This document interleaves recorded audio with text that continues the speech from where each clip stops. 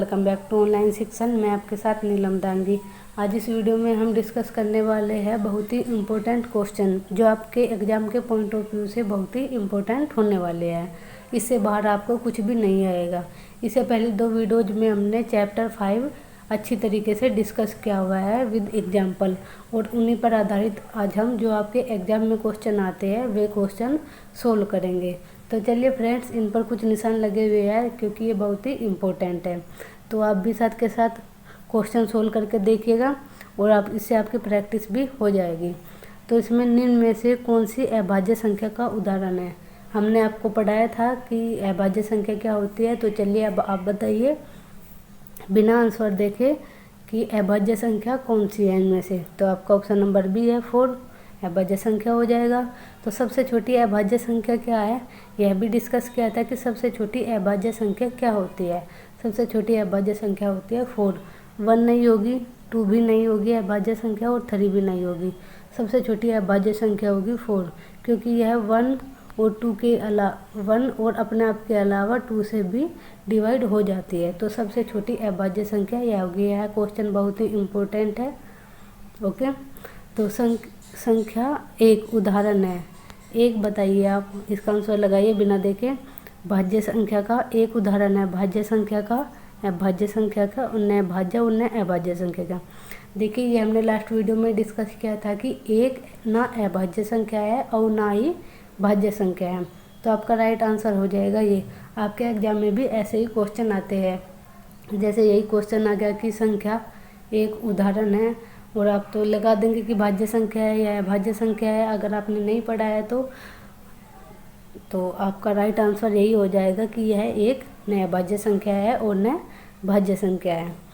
अब देखिए question number 4 क्या है आपका, सबसे छोटी प्राकृतिक संख्या है।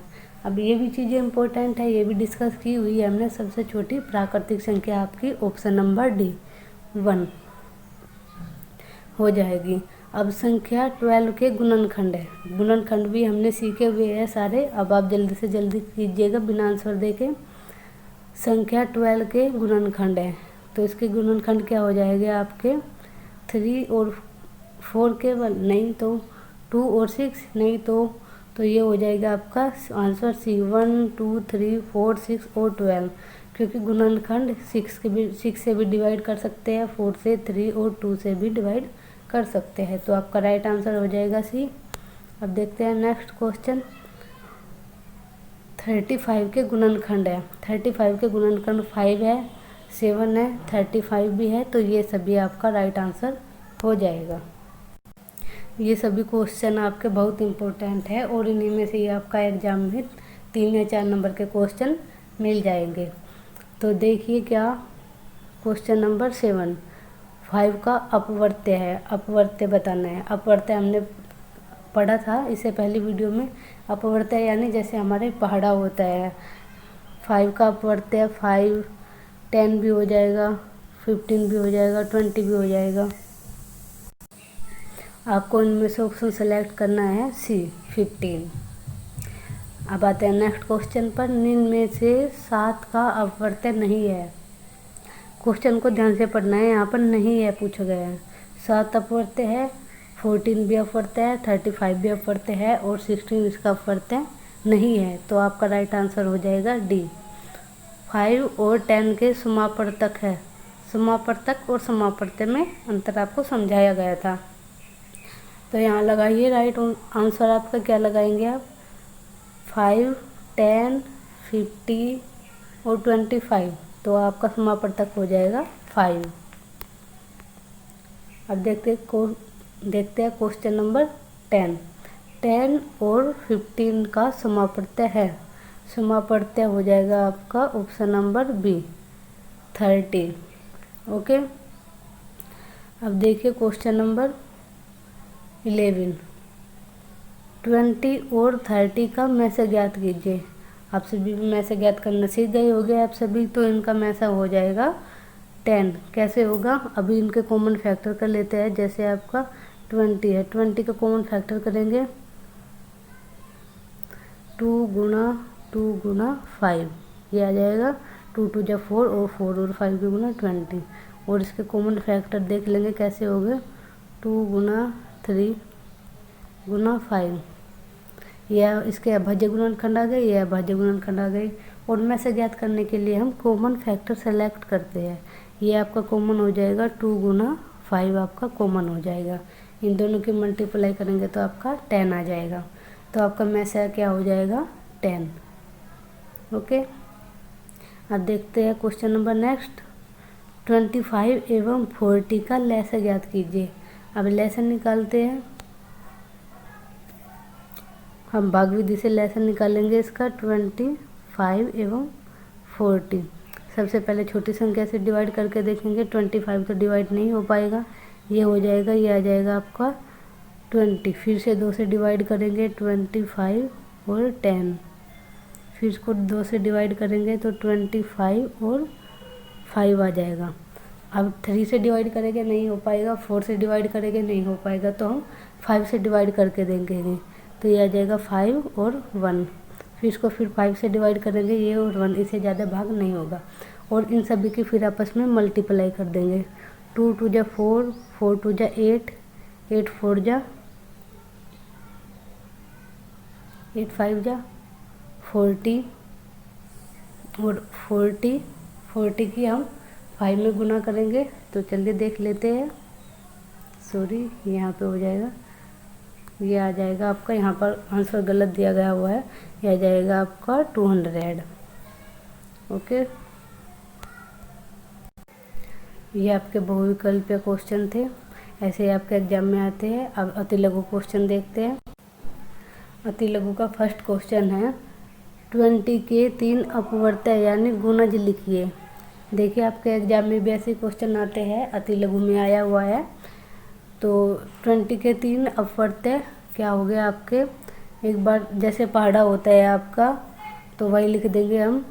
20 के 3 अपवर्त्य हो गया आपके 40, 60 और 80, ये आपके 3 अपवर्त्य हो गए। अब नेक्स्ट क्वेश्चन है आपका 5 एवं 6 के अपवर्त्य निकालिए। 5 एवं 6 के अपवर्त्य हो गए, इन दोनों की मल्टीप्लाई कर देंगे तो आपका 30 इसका अपवर्त्य हो जाएगा। अब देखते हैं क्वेश्चन नंबर 3। संख्या 8 एवं 6 का समापवर्त्य निकालिए। इनका समापवर्त्य कैसे ज्ञात करते हैं, 8 के फैक्टर कर लेंगे और 6 के फैक्टर कर लेंगे, और जो दोनों में सबसे बड़ा होगा उन सभी को हम लिख लेंगे। इनमें क्या है, इनमें 2 3 बार फैक्टर दिए गए हैं, और इसमें क्या है 2 तो हमारा इसी में ही आ गया, सबसे ज़्यादा है, और आपका 3 आ जाएगा। ठीक है, देखो जैसे सबसे बड़ी घात लिखते हैं हम, इसको ऐसे समझते हैं, जैसे 8 है तो 2 की 3 बार घात हो गई यहाँ पर, और यहाँ हो गई, फिर 6 की हो गई, 2 की 1 घात हो गई, और 3 की भी 1 घात हो गई। तो हम क्या लेंगे, सबसे बड़ी घात लेंगे, 2 की घात 3 मल्टीप्लाई, फिर हम 3 लेंगे, 3 की घात 1 ही है सबसे बड़ी, और इन दोनों की गुना कर देंगे। तो ये आपका आ जाएगा 2 2 जा 4, 4 2 जा 8, 8 गुना 3, तो आपका 40 आ जाएगा, सॉरी 24 आ जाएगा। अब देखिए 24 के गुणनखंड बताइए। इसके गुणनखंड बताने हैं हमको, कैसे होगा, तो इसके गुणनखंड कर लेंगे। एक बार तो ये आ जाएगा, फिर 2 गुना 4 गुना 3 आ जाएगा, 24 के गुणनखंड आ जाएंगे, 8 गुना 3 भी आ जाएगा, 12 गुना 2 भी आ जाएगा, 24 मल्टीप्लाई 1 भी आ जाएगा, और 6 मल्टीप्लाई 4 भी आ जाएगा। तो इस प्रकार इसके गुणनखंड हो गए, जैसे 1 2 3 4 6 8 12 और सम 24।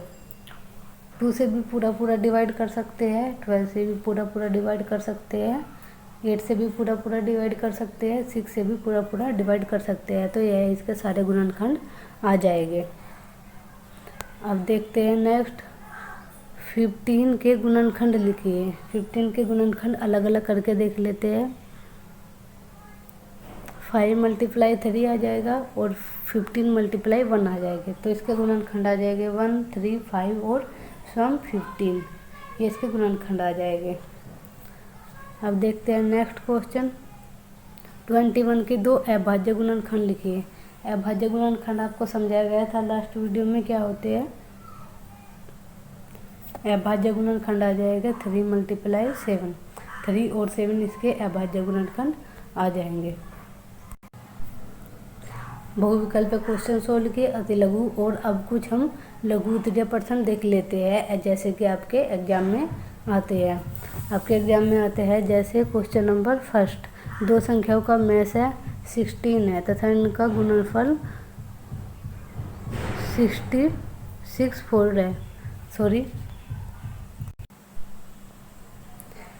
दो संख्याओं का मेष है आपका 16 है तथा गुणनफल आपका 6400 है।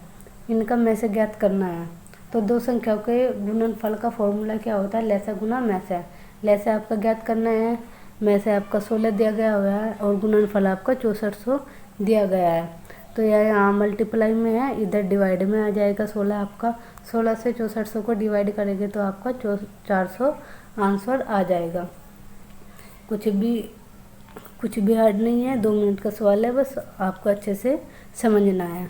अब देखिए क्वेश्चन नंबर 2, दो संख्याओं का मेष है 5 है और लैस है 60 है।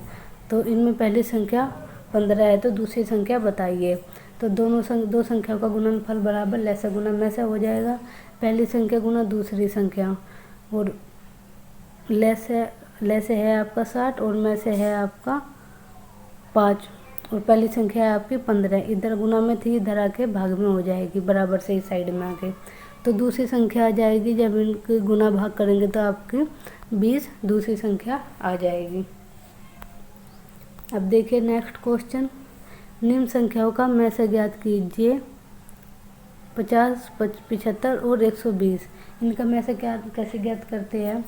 सबसे पहले हम इनके अभाज्य गुणनखंड कर लेते हैं। 50 के गुणनखंड कर लिए, 75 के गुणनखंड हो गए और 120 के ये गुणनखंड हो गए। और जो इन सभी गुणनखंडों में कॉमन है, मेष ज्ञात करने के लिए हम कॉमन फैक्टर लेते हैं। इसमें और इसमें क्या कॉमन है, इन सभी में 5 कॉमन है। यहाँ 2 बार आया है, यहाँ 2 बार आया है, यहाँ 1 बार आया है। मेष में हम जो सबसे कम बार आया होगा उसको लेंगे। तो 1 बार आया है 5 इसमें, तो हम इसका मेष 5 लिखेंगे। तो इन सभी का मेष हो जाएगा आपका 5। अब देखते हैं क्वेश्चन नंबर 4, 120, 80 और 50 का लैसा ज्ञात कीजिए। 120 के गुणनखंड लिख लेंगे अभाज्य गुणनखंड, 80 के अभाज्य गुणनखंड लिख लेंगे और 50 के अभाज्य गुणनखंड लिख लेंगे। और लैसा ज्ञात करने के लिए, मैसे ज्ञात करने के लिए तो सबसे छोटी घात लेते थे। जैसे यहाँ पर 2 घात हो गई, यहाँ पर 5 की 2 घात हो गई और यहाँ पर 1 हो गई, तो सबसे छोटी घात ली थी हमने। और लैसा ज्ञात करने में सबसे बड़ी, जो सबसे ज़्यादा बार आएगा उसको लिखेंगे। यहाँ पर 3 बार आया है, यहाँ पर 4 बार आया है और यहाँ पर 1 बार आया है। तो यहाँ 4 बार लिखेंगे, 2 की घात 4 बार, जो सबसे ज़्यादा बार आया है। यहाँ 3 आया है, इसको भी लिखेंगे, शेष गुणनखंड को भी लिख लेते हैं। और यहाँ पर 5 2 बार आया है, तो यहाँ पर भी इसको ऐसे लिख लेंगे। जब इन सभी की गुना करेंगे तो ये आपका आ जाएगा 1200। इसका लैस है आ जाएगा आपका 1200 इन सभी की गुना करके। ये है कि इन सभी के अभाज्य गुणनखंड कीजिए और जो सबसे ज़्यादा बार आया है और जो शेष बचा है उन सभी को एक साथ लिख करके उनके आपस में गुना कर देनी है, तो आपका लैसा पे ज्ञात हो जाएगा। अब देखते हैं क्वेश्चन नंबर 5, 56, 70, 84 का लैसा पे ज्ञात कीजिए। अब इसके गुणनखंड कर लेते हैं, अभाज्य गुणनखंड कर लिए, 70 के अभाज्य गुणनखंड कर लिए और 84 के अभाज्य गुणनखंड कर लिए। अब क्या करते हैं, जो सबसे ज़्यादा बार आया है उसको लिख लेंगे। जैसे यहाँ पर क्या है,